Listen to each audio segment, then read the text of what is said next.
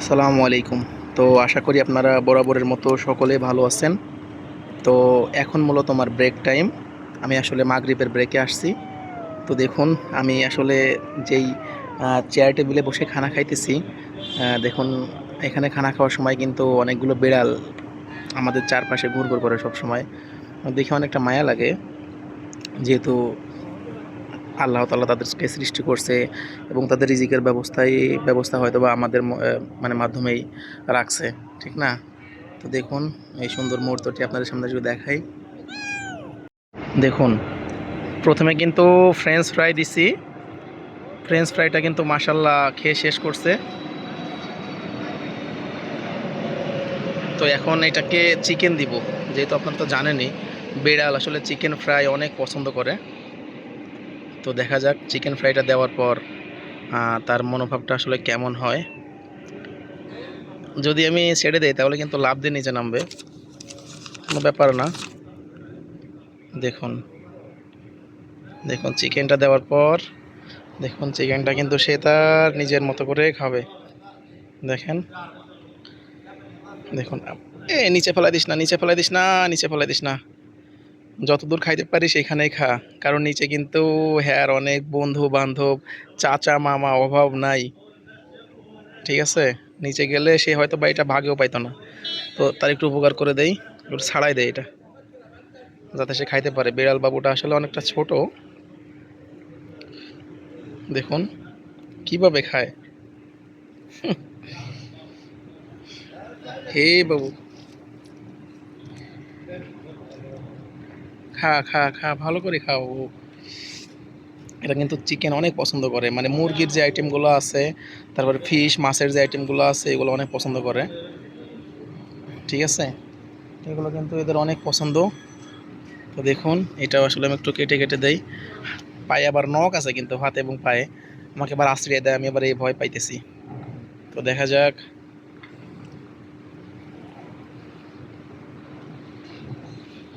ছোট তো এই জন্য মুখের ভেতর নিতে পারতেছে না, আর একটু বড় হইলে এতক্ষণে শেষ করে ফেলতো।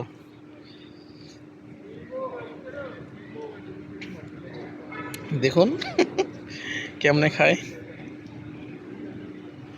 যাক ভালোই, আমার ওসিলাই তো, মানে আমি একটু কম খাইছি, ওটা সমস্যা না। আমার আসলে বিড়াল, তারপর এখানে তো আসলে কুকুর দেখাই যায় না, মানে খানার সময় যদি বিড়ালে আশপাশে আসে না, তো ওদেরকে না দিয়ে আমি একদম খাইতে পারি না, ভালোই লাগে না আমার কাছে। তো দেখুন প্রায় কিন্তু সন্ধ্যা সন্ধ্যা হবে, মানে এর কিন্তু খাবার অলরেডি শেষ। এই কতটুকু খাইতে পারে দেখি আজকে। আরও অর্ধেক আছে এখানে, এটাও আমি দেবো। এলো, as you like, as you wish. তুমি কতটুকু পর্যন্ত খাইতে পারো এটা আমি এখন দেখবো, ঠিক আছে? অ্যাজ ইউ উইশ, দেখা যাক আর কয়টা খাইতে পারে। তুমি যতগুলো খাইতে পারো তোমার জন্য আছে, সমস্যা নাই, ওকে? তুমি নির্বিঘ্নে নির্দ্বিধায় খাইতে পারো। তোমাকে আমার ভালো লাগছে অনেক। এখানে আসলে ওঠানোর পর আছে না, এখানে আসলে ওঠানোর পর আমি অনেকক্ষণ ওর মাথায় হাত বোলাইছি, ঠিক আছে? মাথায় অনেকক্ষণ হাত বোলাইছি। তো যাক ভালোই, যেহেতু পাশেই আসলে এয়ারপোর্ট, এই জন্য মানে 2-3 মিনিট পর পরই মানে বিমান উড়ে যায়, এই জন্য সাউন্ডটা আসে, যে সাউন্ডটা আপনারা শুনলেন। যাক, তো রাতের খাবার আজকের মতো হয়ে গেল। নে, এটা এটা কেটে দেই, তাহলে তোর জন্যই অনেক উপকার হবে। যাক, বিড়াল বাবুটা কিন্তু অনেক মজা করে খাইতেছে। যাক ভালোই, আজকে দিনের মতো তোর পেট ভরা মানে আমার পেট ভরে গেছে, ঠিক আছে?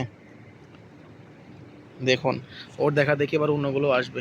দেখুন ওই যে একটা, পাশে মনে হয় আরও আছে অনেকগুলো, ওই যে একটা দেখেন, ওই যে দেখেন, এর দল বল সব নিয়ে হাজির। এখন এখন তো আমার অবস্থা খারাপ হয়ে যাবে বাবু, না শুধু তুই না, তুই অতটা খাইছি, এবার তুই একটু খা বাবু,